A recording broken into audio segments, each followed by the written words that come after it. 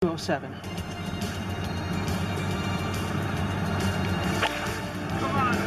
Since Aaron yesterday set up an eagle.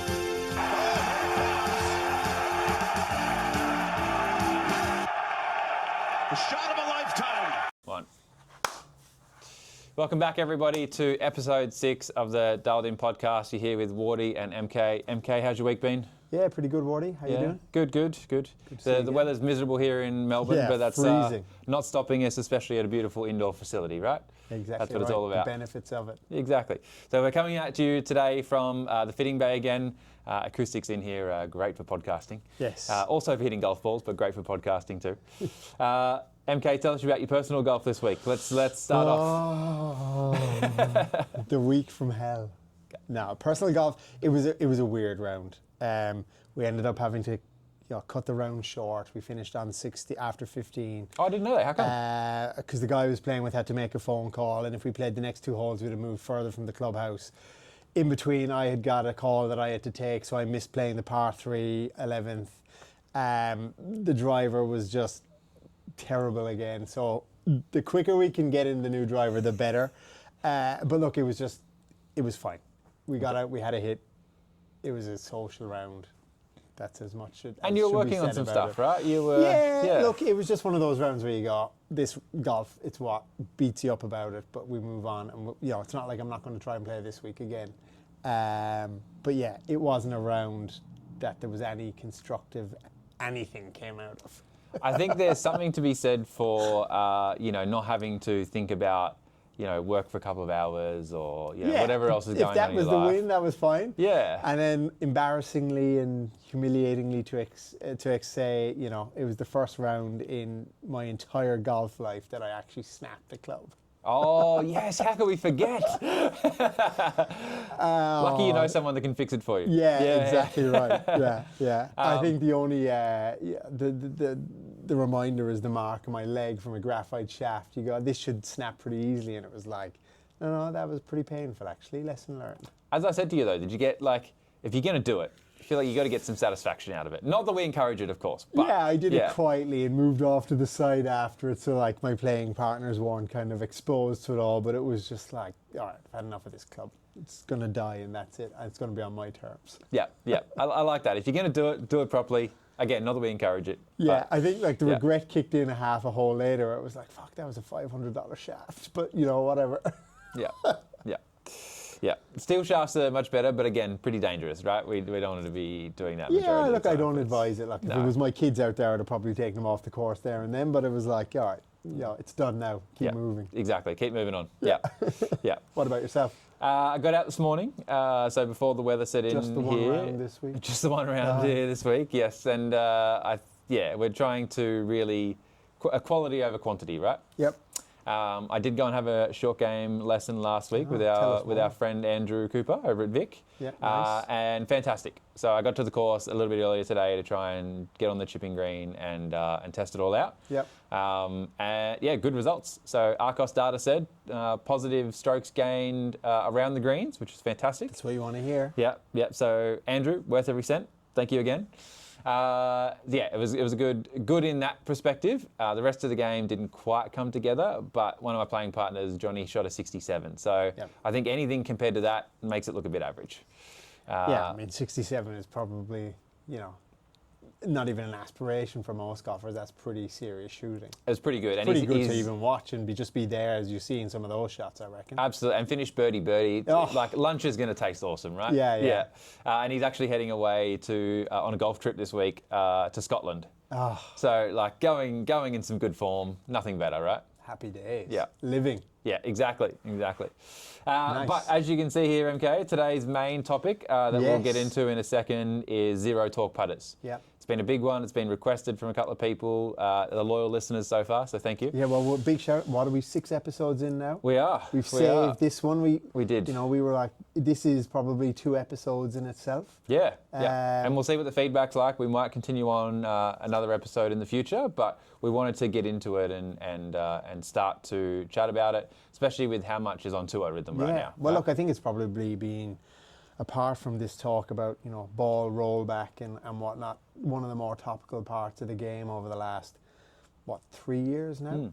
and we've started to see, the bigger brands follow suit pretty quickly. But I think, it isn't changing anytime soon. So I think it's definitely worth getting into, that's for sure. Yeah.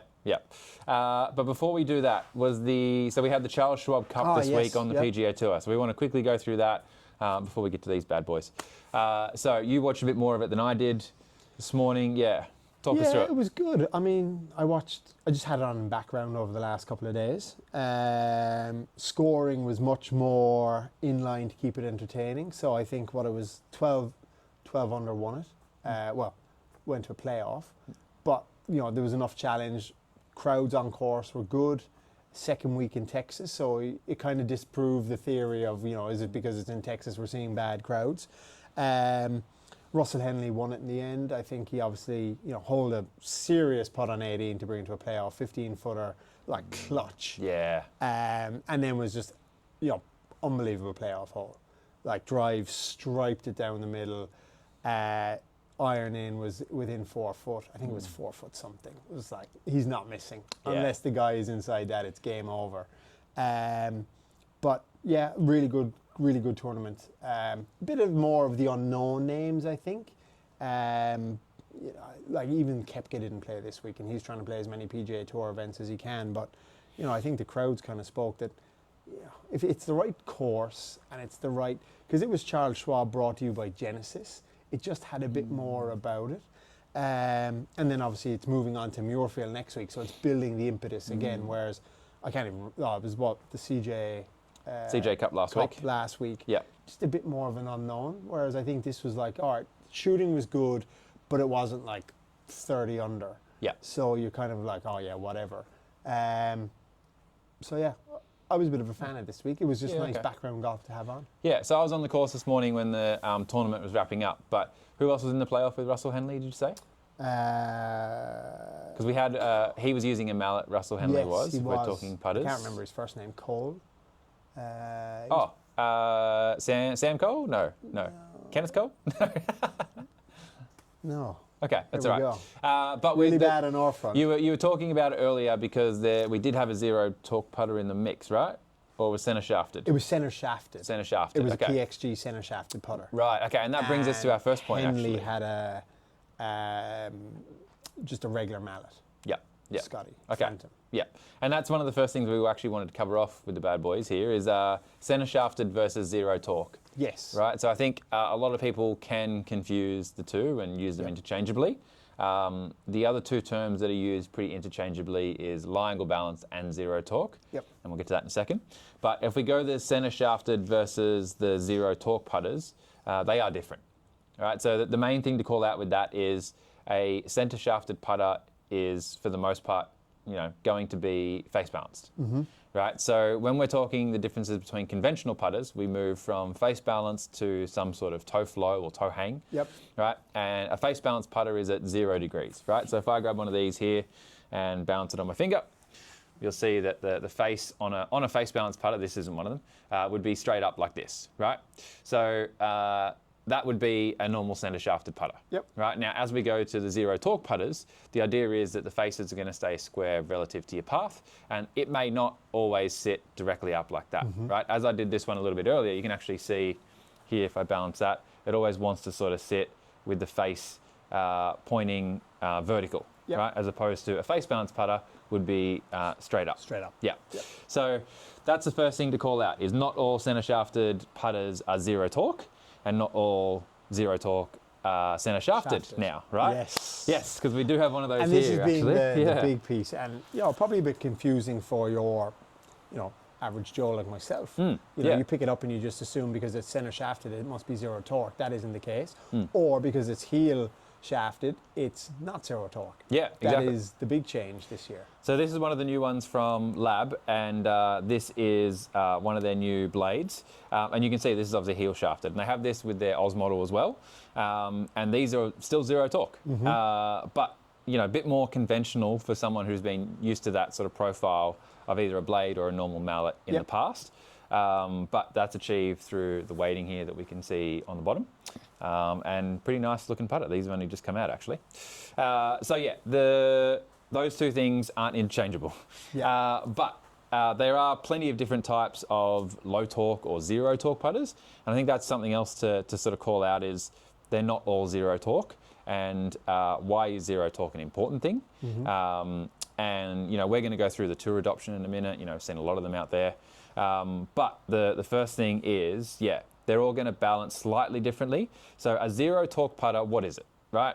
A zero torque putter is where the center of gravity of the putter is directly underneath that shaft axis, right? So whether that's in the middle, whether it's in the heel, right? So we haven't got that displacement of weight away from that shaft axis. And that means that as we stroke the putter, it should, the forces that are applied to the putter should keep the face square to the path. Yep, and I think that, look, I think the other important part of this as well is for your regular weekend golfer, it's also going to be what feels right within your hand, because you can have a zero torque or a low torque, but you know that tendency to pull, it's going to hopefully aid and assist that not being as strong as it might be with a normal heel shafted blade putter. But ultimately at the end of the day, it's going to come down to what you most feel comfortable with. Whereas with the tour pros, you know, they've got a putting coach, for example, in a lot of instances, and it's, you know, so you take a Phil Kenyon, for example, it's going to be how we can get the minute detail right so that you're going to make, you know, get your putting percentages right. Yeah, that's not the for case. them, one more putt is a major difference, right? Exactly right. Yeah, so I think that's the bit here. It's like we're not saying, you know, everyone's got to have a zero torque or a low torque putter in your bag. We're probably just trying to bring a bit more information around these putters because we're seeing them more and more. Yeah. With Lab being, you know, the early adopters of that and bringing it forward, and we've seen a whole evolution of it now, where, you know, we both carry them in our bag, and that's because that suited our game and our putting style at that point in time. Yeah, and I think one of the important things is obviously we always advocate to get fitted, right? Absolutely, especially in this instance. Yes, and with the fitting, it's not just roll a few putts and see what feels better, right? We've got to quantify that with data so you can see the differences on is this right for me or not? Yep. Right, we want you to bring in your current gamer and go through that process anywhere you go. Well, I think it's funny because I went down the route of getting fitted for a putter probably 2 and a bit years ago. And it was the one club that was neglected in my bag. I had fitted irons, fitted woods, but I just had a stock standard putter. Whereas now I realise having a fitted putter is probably the most important club to have in your bag. Well, it is the club you use the most in the bag, right? Yep. So it is, obviously very and important where to you get it fitted. probably lose a lot more strokes than you actually give credit for. Well, my Arcos data definitely says that. Yeah. But yeah, obviously getting some data behind it is really important because there are some differences in these.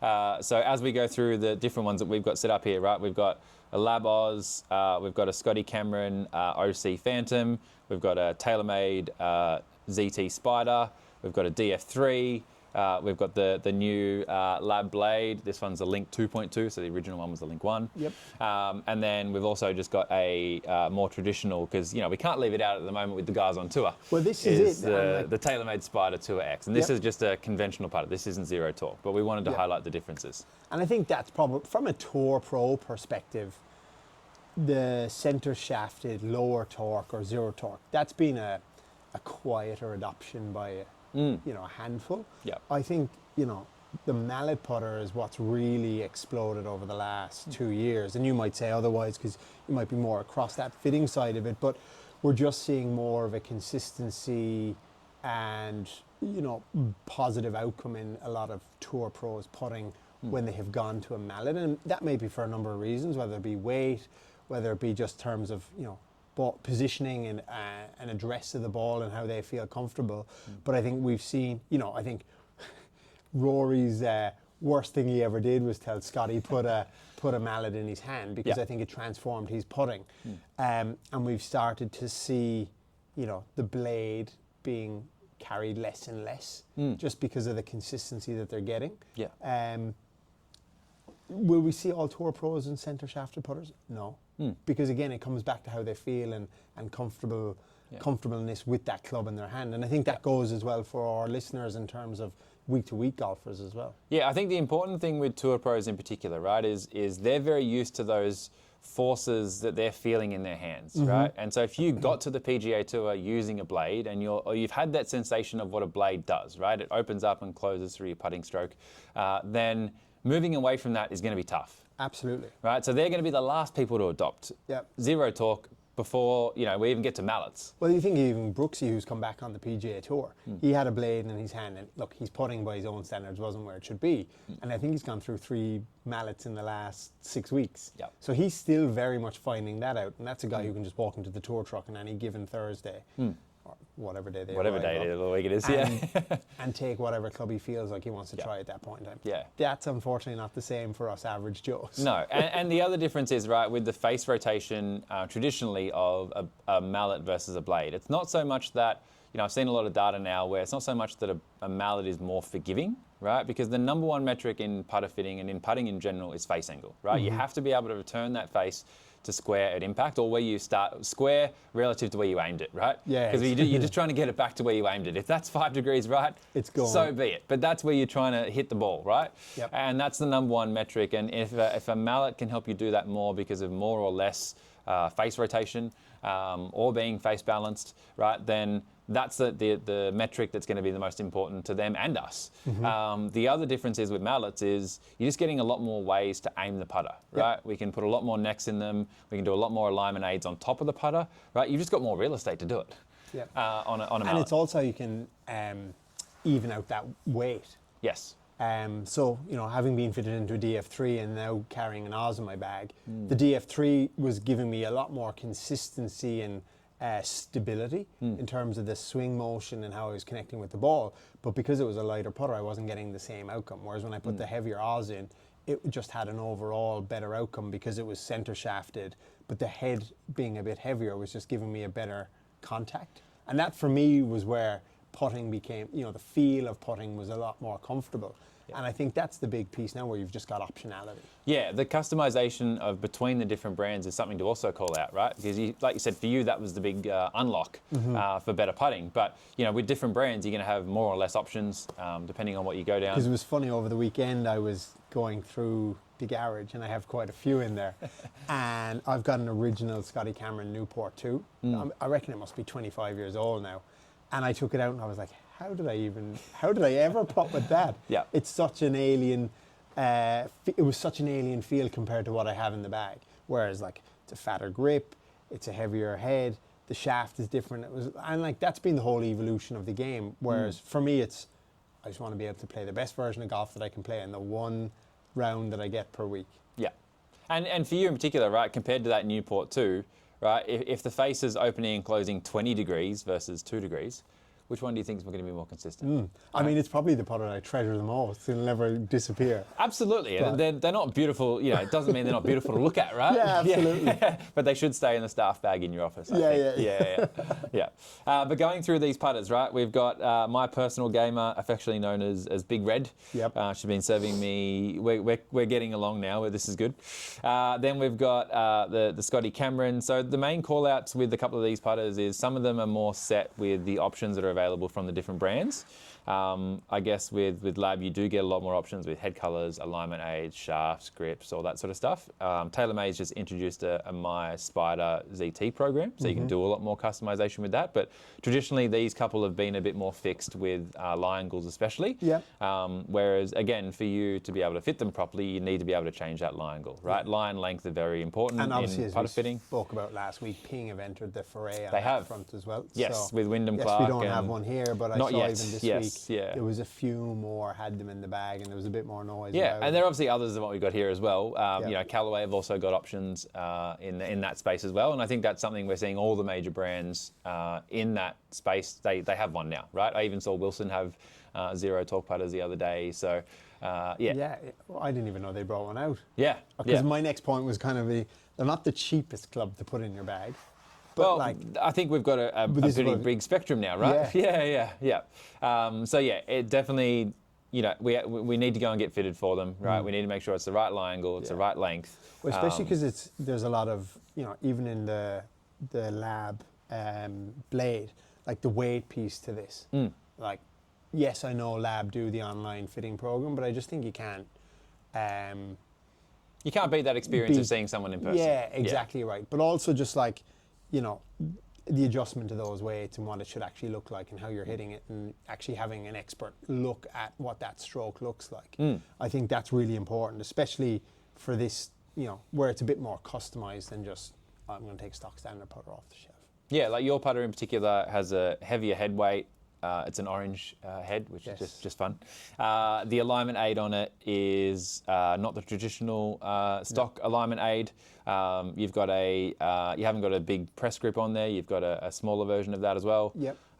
So yeah, those customizations, and with me in particular, mine's 37 inches, counterbalanced, got a Diamana shaft in there. There's a lot going on. Yeah, there is, but that's it. So- Look, the world's your oyster depending on how big Absolutely. your budget is. Yeah, absolutely. And like I said, I think, TaylorMade are jumping on that at the moment with being able to customize those. I think we'll see more and more options from all the brands at the moment. Well, it makes sense from a TaylorMade perspective. I think, didn't Rory go off and get the custom colour on the actual head? Well, that's what Which these brand is- new ones are all about. Yeah. Yeah. So these My And you Spiders. couldn't get that. Yeah, these is the new Spider that's just come out recently, and so Scheffler is using one with a True Aim path on the top, I think it's called, and that's got that white section in the middle, Yep. whereas Rory's is more of a torched sort of bronzy copper finish. So that's exactly what they've made, right? Yep. If Rory's using it, at least I'll have a look at it. Yeah, exactly. It must be doing something right. Exactly. So I think these will be very popular as well, and that's just got the single alignment aid. Scheffler uses a plumber's neck or a crank hosel, depending on the brand,